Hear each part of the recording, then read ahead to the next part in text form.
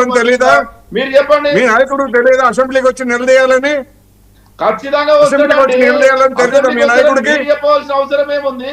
Congress party వాళ్ళు నాకు ముఖ్యమంత్రి రాకపోతే నేను అసెంబ్లీకి రానని చెప్పేసి ఎన్నికల ముందే అని చెప్పాడా చంద్రశేఖరరావు గారు? నాకు ముఖ్యమంత్రి పదవి రాకపోతే నేను అసెంబ్లీకి రాను ఎన్నికల వాగ్దానం చేశారా? ఏం మాట్లాడుతున్నారండి మీరు? కాంగ్రెస్ పార్టీ తరఫున కాంగ్రెస్ నాయకుడు. అరే నేను కాంగ్రెస్ అంటే నేను కాంగ్రెస్ అంటే ఒక పార్టీ అడుగుతున్నాను. మీ నాయకుడు ముఖ్యమంత్రి పదవి రాకపోతే నేను అసెంబ్లీకి రాను అని చెప్పేసి ఎన్నికల ముందు వాగ్దానం చేశారా? కాంగ్రెస్ ప్రభుత్వాన్ని ఎందుకు ప్రశ్నించలేకపోతున్నారు? అరే కాంగ్రెస్ ప్రభుత్వం అంటావు. కాంగ్రెస్ ప్రభుత్వం మీకు చేతగాక మీ నాయకుడికి చేతగాక నాకు ముద్ర వేస్తావు ఎందుకు? ఏం చేత కావాలి? 10 సంవత్సరాలలో అభివృద్ధి జరిగింది మీకు కనబడతలేదు? 10 సంవత్సరాలు కాదు నేను అడిగేదానికి సమాధానం చెప్పండి. 10 సంవత్సరాలు మీకు తెలియదా? ఎవరికి మీకు తెలియదా? మీకు తెలియదా? మీ నాయకుడికి తెలియదా అసెంబ్లీకి వచ్చి మాట్లాడాలని కనీస జ్ఞానం కూడా లేదా మీ నాయకుడికి?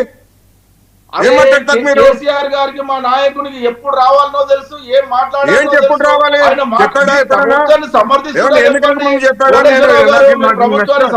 ఇష్టమైనప్పుడు వస్తానని ఎన్నికల ముందు చెప్పారా? నాకు ఇష్టమైనప్పుడు వస్తాను, ఇష్టం లేనప్పుడు రాను, నాకు అధికారం వస్తానని చెప్పేసి మీ నాయకుడు ఏమని చెప్పాడా జనానికి? నీకు చెప్పిండా రాను అని? నీకు చెప్పిండా? అసెంబ్లీకి రాను అని చెప్పిండా? రావాలి, విన్నరా? ఉన్నదా? బాధ్యత ఉంది, అడిగే హక్కు ఉంది ఎవరికైనా. నీకు బాధ్యత అనేది ఉంటే ప్రభుత్వాన్ని కూడా ప్రశ్నించే బాధ్యత. ప్రభుత్వాన్ని అడుగుతా సంగతి ముందు మీరు వచ్చి అడగండి. అడగాల్సింది మీరు. అసెంబ్లీకి నేను అసెంబ్లీకి రాకూడదు కదా, నేను ఎమ్మెల్యేని కాదు. అరే నా బాధ్యత నాకు తెలుసు. నేను అడుగుతున్నాను. మీ బాధ్యత సంగతి నేను అడుగుతా ఉంటే నా బాధ్యత గురించి చెప్తారేంటి? మీ నాయకుడు ఎప్పుడైనా నాకు అధికారం రాకపోతే నేను అసెంబ్లీకి రాను, అన్యాయం జరిగితేనే వస్తాను, లేకపోతే ఇంకోటని ఏమైనా చెప్పారా జనానికి? నీకు అదే చెప్తున్నా నేను. మీరు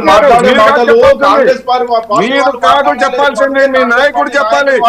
జనానికి అన్యాయం జరిగినప్పుడే వస్తానని చెప్పేసి మీ నాయకుడు చెప్పాలి. అదే చెప్తున్నా. మీరు కాంగ్రెస్ పార్టీ నాయకుడుగా మాట్లాడుతున్నా. కాంగ్రెస్ పార్టీ కండువ 3 రంగుల జెండా కండువ వేసుకొని మాట్లాడండి. మీరు మీ ఇష్టం వచ్చినట్టు మాట్లాడదు యాదగిరి గారు. కోటేశ్వరరావు గారు మీరు యాదగిరి గారు మీరు హద్దుల మీద మాట్లాడుతున్నారు. నాకు లేనిపోయినాయి అంట కప్పుతున్నారు. నా గురించి మీకు తెలియదు, మీ దగ్గర సమాధానం లేకపోతే సమాధానం లేదని ఊరుకోండి. కేసీఆర్ గారు చేసిన అభివృద్ధి మీకు తెలియదా? సంక్షేమ కేటీఆర్ అభివృద్ధి గురించి కాదా? రేపు అసెంబ్లీకి వస్తాదో రాదా?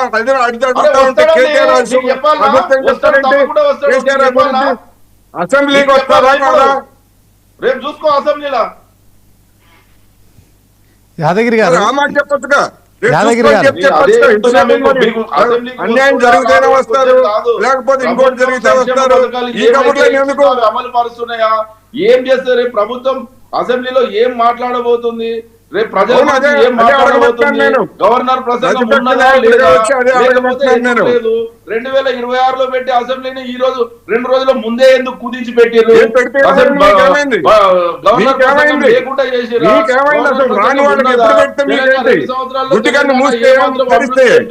దాని మీద రాబోయే రోజుల్లో దాని మీద గవర్నర్ ప్రసంగిస్తున్నారు.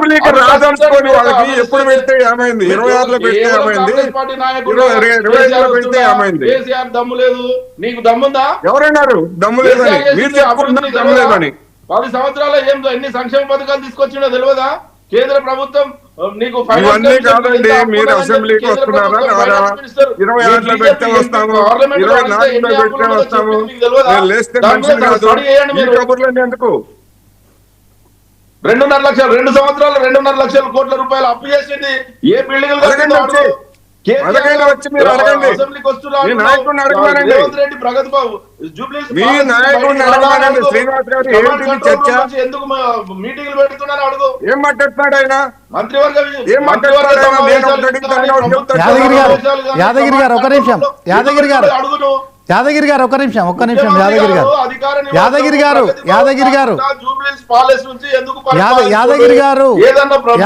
ఒక నిమిషం ఆగండి. నుంచి ఎందుకు యాదగిరి గారు మీరు ఆగండి, కంటిన్యూగా మాట్లాడితే మీరేం మాట్లాడుతున్నారు? ఎందుకు రాడు? ఒక నిమిషం ఆగండి. ప్రభుత్వ అధికార నివాసానికి ఎందుకు రాడు? దానికి సమాధానం చెప్పను. ఒక నిమిషం యాదగిరి గారు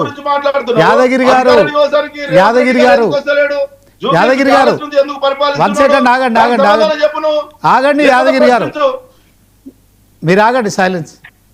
ఇప్పుడు యాదగిరి గారు ఒక మాట చెప్పండి.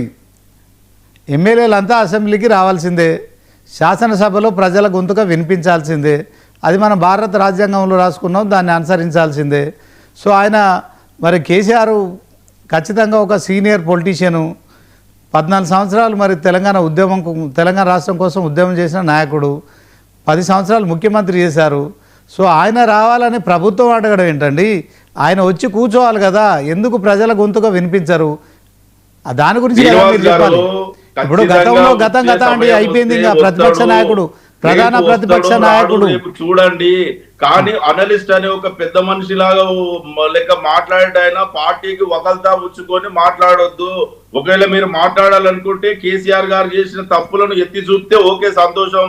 సేమ్ ముఖ్యమంత్రి గారు ఈ రోజు చేసే తప్పులను కూడా మీరు ఎత్తి చూపండి అని అంటున్నా. ఓకే యాదగిరి గారు,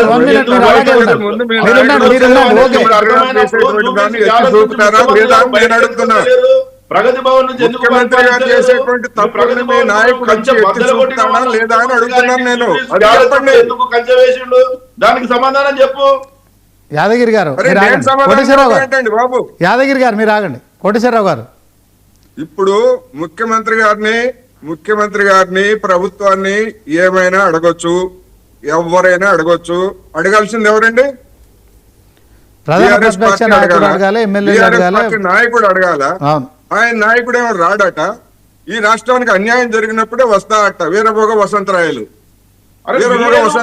రాష్ట్రానికి అన్యాయం జరిగినప్పుడు వస్తాడంట. మీరెవరు మాట్లాడడానికి? కేసీఆర్ గారు మీరే కదా చెప్పింది. మాట్లాడితే ఇద్దరు గురించి మాట్లాడితే చెప్పింది. కనిపిస్తారు.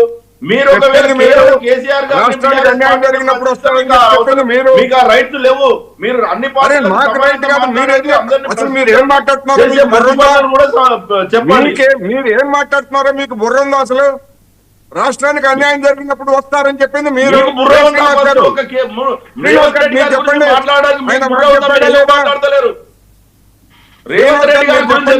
రాష్ట్రానికి అన్యాయం జరిగినప్పుడు కేసీఆర్ వస్తారని యాదగిరి గారు చెప్పారా లేదా? కులం బంగారం ఎందుకు ఇస్తలేడు అడుగు. 2500 అడగండి, మీకు రూపాయలు మహిళలకు అడగండి, మీరు అడగండి. నేను ఇచ్చిందో పాటు తులం బంగారం ఎందుకు ఇస్తలేడో ఏం మాట్లాడుతున్నాడు? ప్రభుత్వం 2.5 సంవత్సరాల నుంచి ఇప్పుడు 18 లక్షల పెళ్లిళ్ళు అయినాయి. 18 లక్షల తులాల బంగారం ఎక్కడ పోయిందని అడుగు. బుర్ర ఉన్న పెద్ద మనుషులు అడగాలి. ఎవరు అడగాలి? మీ నాయకుడు అడగాలి వచ్చాయి. మరి నాయకుడు అడగాలి. నేనెందుకు అడుగుతాను? అసెంబ్లీకి వెళ్ళి నాకేం రైట్ ఉంది అసెంబ్లీ అడగడానికి? యాదగిరి గారు ఏం మాట్లాడాలి? రెండు పార్టీలు యాదగిరి గారు మీరు ఏవైతే ప్రశ్నలు సంధిస్తున్నారో, రేపు అసెంబ్లీలో కేసీఆర్ గారు మాజీ ముఖ్యమంత్రిగా కావచ్చు, ప్రధాన ప్రతిపక్ష నేతగా కావచ్చు, ఆయన అక్కడ కూర్చుండి మాట్లాడొచ్చు అంటున్నారు కోటేశ్వరరావు గారు. ఆయన అడగాల బాధ్యత ఆయన. ఎందుకంటే అసెంబ్లీకి మీరు వెళ్ళలేరు, నేను వెళ్ళలేను, కోటేశ్వరరావు గారు కూడా వెళ్ళలేరు కదా.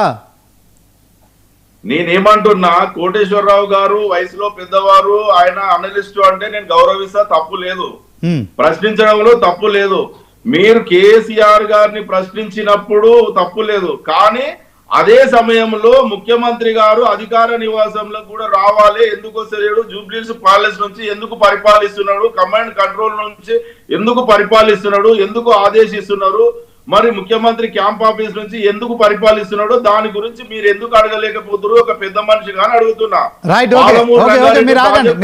జరుగుతుంటే తెలంగాణ ప్రభుత్వం కళ్ళు మూసుకొని చూస్తుంది. యాదగిరి గారు మీరు ఆగండి. కోటేశ్వరరావు గారు, ఇప్పుడు కేసీఆర్ అసలు సెక్రటేరియట్ కి రాకుండా ఫామ్ హౌస్ నుంచో లేకపోతే ఇంకొక దగ్గర నుంచో పాలన చేసినప్పుడు కూడా ఎవరు ఏం అడగలేదు. అడిగినా ఏం ఉపయోగం ఏం జరగలేదు.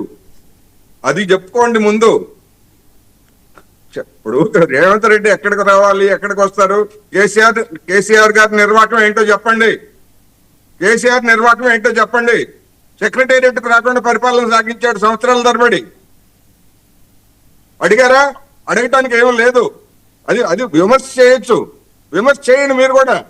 అసెంబ్లీకి వస్తారా రారా అంటే రేవంత్ రెడ్డి గారు ఇంటికి వస్తారా, ఇంటికి ఇంటికి వస్తారా, ఇక్కడికి వస్తారా? మీ కేసీఆర్ ఏం చేస్తాడు చెప్పండి?